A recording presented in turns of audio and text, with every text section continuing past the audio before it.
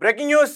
పాకిస్తాన్లోని Balochistan liberation army Pakistan army మీద attack చేసింది. దాదాపు 22 పాకిస్తాన్ సైనికుల్ని హతం చేసినట్టుగా కూడా ఒక వార్త వెలుగులోకి రావడం జరిగింది. ప్రావిన్స్లోని మాంగ్చూర్ అనే ఒక ప్రాంతాన్ని బలోచిస్తాన్ లిబరేషన్ ఆర్మీ మొత్తం కూడా తన కైవసం చేసుకుంది. ఆ ప్రాంతాన్ని అంతా కూడా తను దోచుకుంటుంది.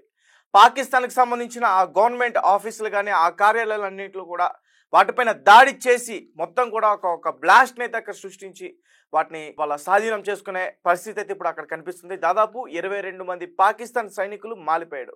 అక్కడ పాకిస్తాన్ ఎక్కడైతే ఈ ప్రావిన్స్ దగ్గర పాకిస్తాన్కి సంబంధించి ఆ ఆర్మీ ఉంటుందో అక్కడి నుంచి కూడా ఇప్పుడు ఇండియాకి పాకిస్తాన్కి పెద్ద యుద్ధం జరగబోతుందని ఆ ఆర్మీ అంతా కూడా ఈ ఎల్ఓసి దగ్గరికి రావడం, ఇదే సరైన టైం అని చూసి పాకిస్తాన్కి సంబంధించిన బలోచిస్తాన్ అంటే రెండు కూడా ఒకటే.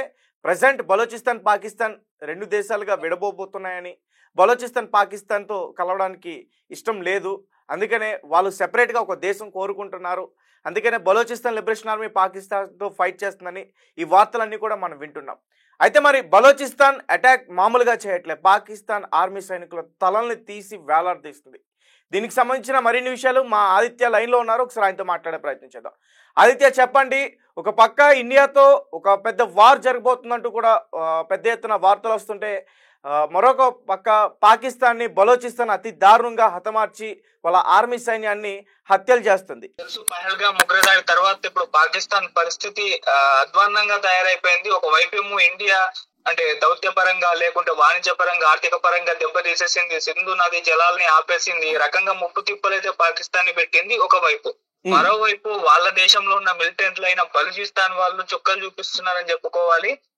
తాజాగా తుర్బర్ దుక్కిలో ఆర్మీ కాన్వాయ్ల పైన ఈ బలూచిస్తాన్ లిబరేషన్ ఆర్మీ అటాక్ చేసింది. ఈ దాడుల్లో 22 మంది పాకిస్తాన్ సైనికులు హతమయ్యారు. సో చాలా మందికి గాయాలు కూడా అయ్యాయి.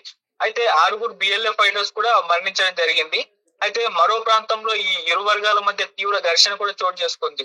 కొన్ని పట్టణాల పైన ఈ బలూచిస్తాన్ లిబరేషన్ ఆర్మీ పట్టు కూడా సాధించింది. ఈ రకంగా ఒకవైపు ఏమో బలూచిస్తాన్ ఆర్మీ పాకిస్తాన్ మీద దాడులు చేయడం, మరోవైపు భారత్ ఏమో ఉగ్రదాడికి దీటుగా కొన్ని నిర్ణయాలు తీసుకొని దాన్ని అంటే ఆర్థిక పరంగా దెబ్బతీసే విధంగా చేయడం, ఈ రకంగా మొత్తం కూడా పాకిస్తాన్ ముప్పు తిప్పలు అయితే పెట్టడం చూస్తున్నాం. సో అదే విధంగా ఇప్పుడు పాకిస్తాన్ ఎటువంటి నిర్ణయాలు తీసుకోబోతుంది దీని పట్ల అని చెప్పేసి కూడా చాలా మంది మాట్లాడుతున్నారు. వాళ్ళు ఒక కన్ఫ్యూజన్ స్టేట్ లోకి వెళ్ళిపోయారు, ఏం చేయాలి అని చెప్పేసి. ప్రెసెంట్ పాకిస్తాన్ పరిస్థితి చాలా దారుణంగా ఉంది. ఒక పక్క ఇండియా వారిపైన యుద్ధం ప్రకటిస్తే ఇండియాతో ఎలా యుద్ధం చేయాలని సన్నాహాలు చేస్తున్న టైంలో ఒక పక్క బలోచిస్తాన్ వెనక్కి నుంచి వెన్నుపోటు పొడుస్తుంటే పాకిస్తాన్ డిఫెన్స్ మినిస్టర్కి కవాజాకి పాకిస్తాన్ ఆర్మీ చీఫ్ ఆసిఫ్ మునీర్కి అసలు అర్థం కావట్లేదు. నిజానికి వీళ్ళు ఆ బలోచిస్తాన్ ఆర్మీ ఎక్కడ వీళ్ళని లిబరేషన్ ఆర్మీ వేసేస్తారు, అంటే వీళ్ళని ఎక్కడ హతమారుస్తారని చెప్పేసి వీళ్ళిద్దరు కూడా దాక్కుంటున్నారు. ఇది కూడా వాళ్ళ న్యూస్ ఛానల్స్లోనే వస్తున్నాయి న్యూస్. ఎక్కడ ఆ బలోచిస్తాన్ ఆర్మీకి వీళ్ళు ఎక్కడ దొరికితే వాళ్ళు వీళ్ళని అంతం చేస్తారనే భయంతో వీళ్ళు దాక్కుంటున్నారు. పైగా మనకి మాత్రం వీళ్ళు సల్లు కబుర్లు ఏం చెప్తున్నారంటే ఇండియాతో యుద్ధం కోసం మోటివేషనల్ స్పీచ్లు ఇస్తున్నారు, ఇండియాతో యుద్ధం కోసం భారీగా కుట్ర పన్నుతున్నారు, సన్నాహాలు చేస్తున్నారంటూ కూడా చెప్పే ప్రయత్నం చేస్తారు. అసలు బలోచిస్తాన్ పాకిస్తాన్లో ఒక భాగం. ఆ లిబరేషన్ ఆర్మీ పాకిస్తాన్ ఆర్మీ సైనికులతో పోల్చుకుంటే వాళ్ళ దగ్గర ఉన్న బలగాలు చాలా తక్కువ, వాళ్ళ దగ్గర ఉన్న ఆయుధాలు తక్కువ. అలాంటిది వాళ్ళే ఎదురు దాడి మరి చేసి పాకిస్తాన్ సైనికుల్ని చంపేస్తున్నారంటే పాకిస్తాన్ ఎంత దరిద్రమైన పొజిషన్లో ఉందో ఒకసారి అర్థం చేసుకోవచ్చు. ఆదిత్య, వివరించండి.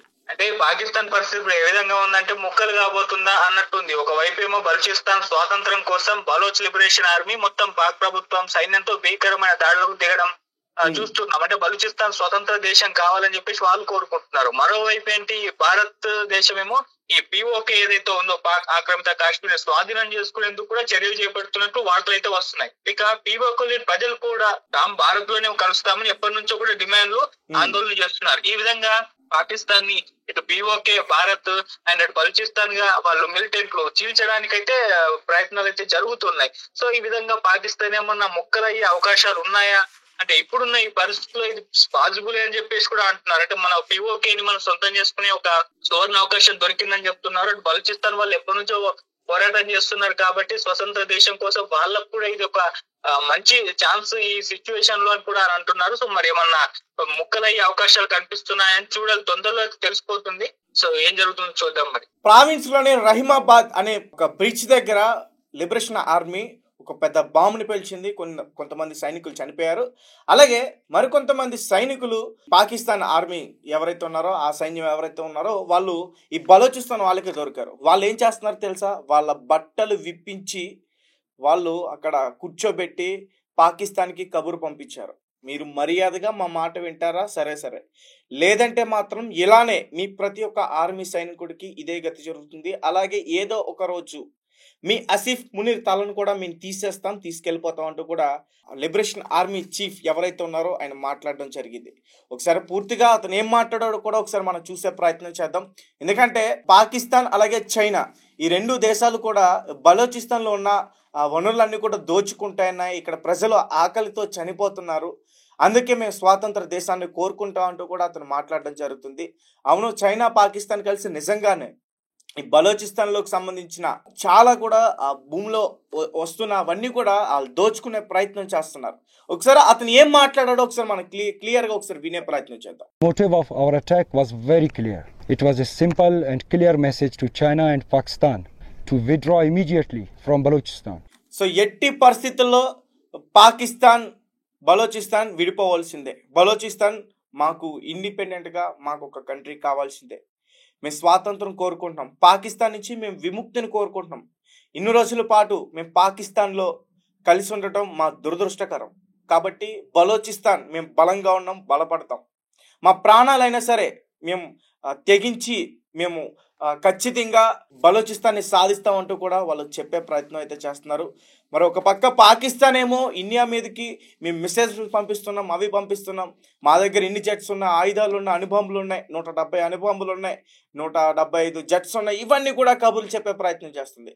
అక్కడ ఆర్మీ సైనికుల్ని కాపాడుకోలేకపోతుంది. అలాగే ఆ బలోచిస్తాన్ ఎవరైతే ఉన్నారో లిబరేషన్ ఆర్మీకి భయపడి పాకిస్తాన్ సైనికులు ఒక పక్క భారత్తో యుద్ధం చేయాలి, మరొక పక్క బలోచిస్తాన్ ఆర్మీతో యుద్ధం చేయాలి, మరొక పక్క ఆఫ్ఘనిస్తాన్ తలిబాన్లతో యుద్ధం చేయాలి. మా వల్ల కాదు, దయచేసి మమ్మల్ని వదిలేయండి, బతుకుంటే చాలు అని వాళ్ళు వాళ్ళ జాబులకి రిజైన్ చేసి రాజీనామా చేసి వెళ్ళిపోయిన పరిస్థితి కూడా అక్కడ కనిపిస్తుంది. సో పాకిస్తాన్ మొత్తం కూడా ఫినిష్. పాకిస్తాన్ అనేది ఇక ప్రపంచ పటంలోనే కనిపించదు. ఒకవేళ ఆ బలోచిస్తాన్ మిగతా పాకిస్తాన్ కూడా దోచుకుంటే కూడా మనం ఏమీ పెద్దగా ఆలోచించాల్సిన అవసరం కూడా లేదు. ఎందుకంటే పాకిస్తాన్ ఆధీనంలో ఉన్న ఆ ప్రాంతాలనే, ఆ ప్రావిన్స్లో ఉన్న ఆ ప్రాంతాలనే బలోచిస్తాన్ దోచుకుంటుందంటే పాకిస్తాన్ ఎలాంటి స్థితిలో వద్దో మనకి క్లియర్గా అర్థమవుతుంది. వీళ్ళకి మాటలు తప్ప చేతలకు రావు. అందుకనే వాళ్ళు తలలు దాచుకుంటున్నాడు. ఈ ఆసిఫ్ మునీర్ బంకర్లో దాక్కున్నాడు. ఈ కవాజా మినిస్టర్ వీళ్ళ ఫ్యామిలీ మొత్తాన్ని కూడా లండన్లో పెట్టేస్తాడు. ఎక్కడో కూర్చుని ఒక జూమ్ మీటింగ్లో కొన్ని కూతలైతే కూస్తున్నాడు. ఈ కవాజా ఎవరైతే ఉన్నాడో వీడు పెద్ద కాజాగాడు, వీడు మాటలు తప్ప ఏం చేయలేడు. అలాగే ముఖ్యంగా ఈ కవాజాకి సపోర్ట్ చేస్తున్న కొంతమంది ఇండియాలో పెరుగుతున్న పాకిస్తాన్ పెంపుడు కుక్కలు, నేను ఆల్రెడీ వాళ్ళకి చెప్పడం జరిగింది, కవాజ్ వల్ల ఏం కాదు, కవాజా పెద్ద కాజా నిజానికి.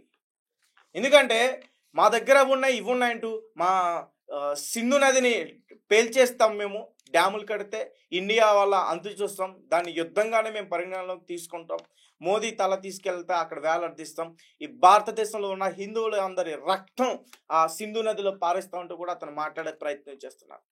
కానీ వాళ్ళనే ఎదుర్కోవడం రాదు.